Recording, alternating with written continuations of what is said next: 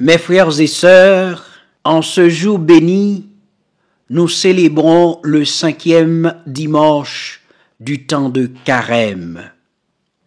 L'Église, dans sa sollicitude pastorale, a minutieusement sélectionné des textes qui résonnent en nous d'une manière puissante et profonde, nous offrant ainsi une occasion inestimable d'approfondir notre relation avec Dieu et de nourrir la flamme ardente de notre foi. Aujourd'hui, nous sommes témoins d'une promesse extraordinaire dans la première lecture tirée du livre du prophète Jérémie. Dieu nous annonce une nouvelle alliance. Une alliance qui ne sera pas gravée sur des tablettes de pierre, mais qui sera inscrite directement dans nos cœurs. C'est une alliance de miséricorde et de pardon, où Dieu effacera nos fautes et nous ouvrira les portes d'une communion profonde avec lui. Mes chers amis, imaginez cela, le Créateur de l'univers, le Dieu Tout-Puissant, désire une relation intime avec chacun de nous. Il ne se contente pas de nous donner des lois extérieures à suivre, mais il souhaite que son amour et sa grâce transforment nos cœurs de l'intérieur. C'est une promesse qui brise les chaînes de notre passé et nous offre une nouvelle vie en lui. Cette promesse est un rappel poignant de l'amour infini de Dieu pour nous. Il connaît nos faiblesses, nos erreurs et nos échecs. Mais il ne nous laisse pas dans le désespoir. Au contraire, il nous tend la main et nous offre son pardon inconditionnel. Il est prêt à effacer nos fautes et à nous accueillir dans une relation de communion profonde. Et la deuxième lecture, tirée de la lettre aux Hébreux, nous transporte dans les profondeurs insondables de la souffrance et de l'obéissance de Jésus. Un rappel vibrant de l'immense sacrifice qu'il a consenti pour notre salut et une source d'inspiration inestimable pour nos vies. Imaginez, mes chers amis, Jésus dans l'agonie de ses douleurs et de ses angoisses, choisissant de s'agenouiller devant Dieu avec une ferveur ardente, malgré l'immensité de sa souffrance, il ne se détourne pas de son Père céleste. Au contraire, il lui offre des prières et des supplications, faisant de lui le parfait médiateur entre Dieu et l'humanité.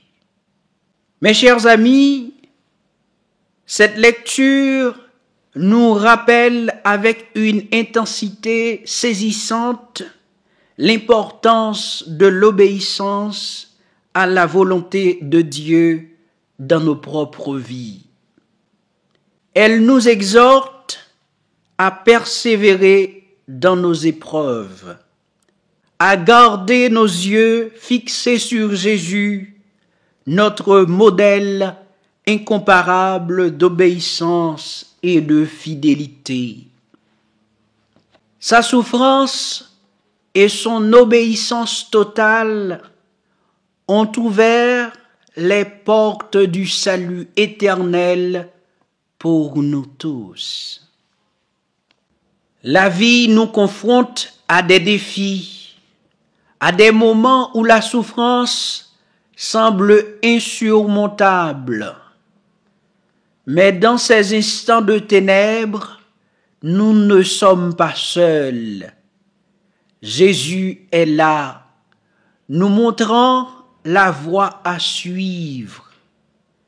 Il nous enseigne l'importance de nous tourner vers Dieu avec une confiance inébranlable, de lui offrir nos prières et nos supplications, sachant que sa grâce et son amour nous soutiendront.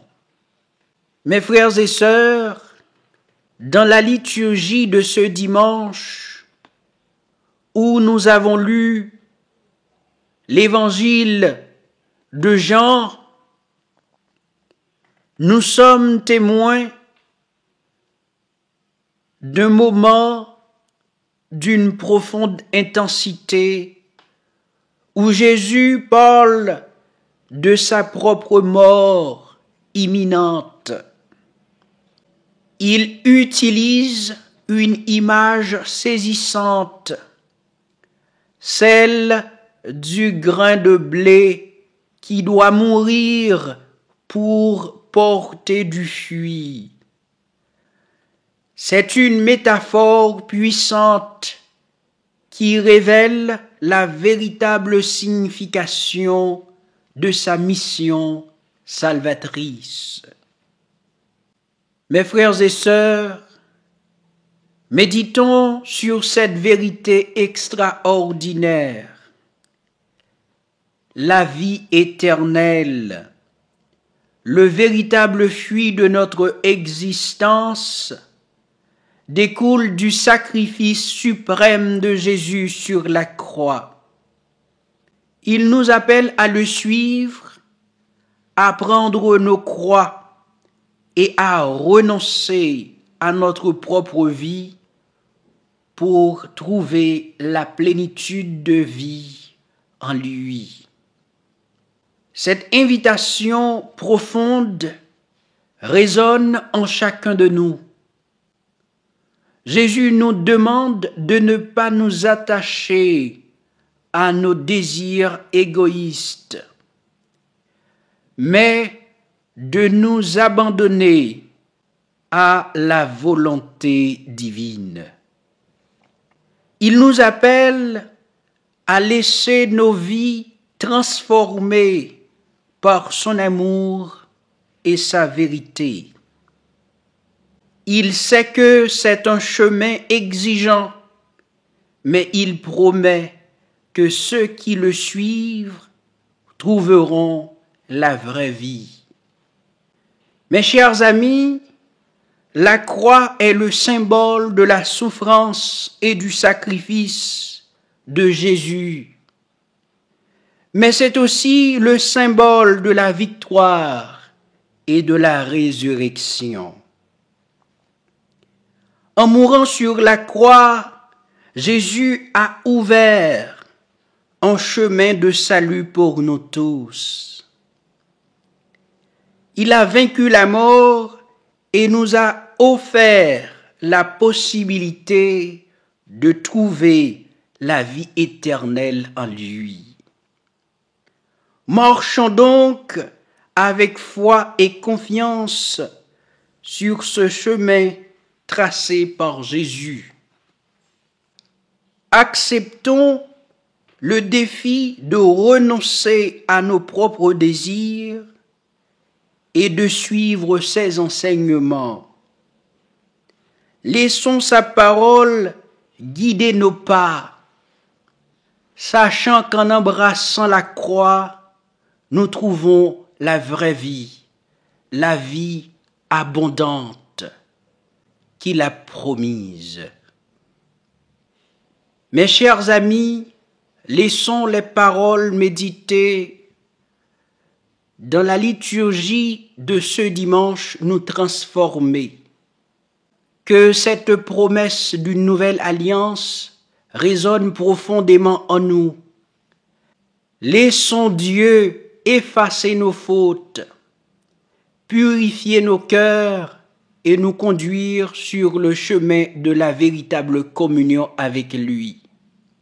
Que cette promesse nous inspire à vivre une vie transformée, remplie de gratitude, de joie et de l'amour de Dieu. Que cette méditation sur la souffrance et l'obéissance de Jésus nous inspire à suivre ses pas avec audace et détermination. Gardons nos yeux fixés sur lui, notre Sauveur bien-aimé, sachant que dans nos épreuves, nous sommes unis à lui et à son amour infini. Que cette lecture nous inspire à embrasser la croix et à suivre Jésus avec une foi inébranlable. Que nous puissions trouver le courage nécessaire pour renoncer à nos vies égoïstes et laisser Jésus guider nos pas sur le chemin de la vie éternelle. Que Dieu nous bénisse tous, nous donnant la sagesse et le courage de prendre notre croix, de suivre Jésus et de trouver la vraie vie en lui. Amen.